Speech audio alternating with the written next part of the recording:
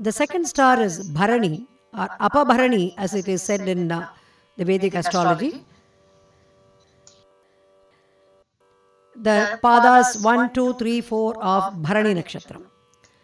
Swayambhu Shambhuradityah Pushkaraksho Mahaswanaha Anadinidhano Dhata Vidhata Dhaturuttamaha Aprameyo Hrishikesha Padmanabho Maraprabhu Vishwakarma Manustvashta Sthavishta Sthaviro Dhruva Agrahya Shashvata Krishno Lohitaksha Pratardana Prabhutastrigagudhama Pavitram Mangalam Param Ishana Pranada Prano Jyeshtha Sreshtha Prajapatihi Hiranyagarbho Bhugarbho Madhavo Madhusudanaha.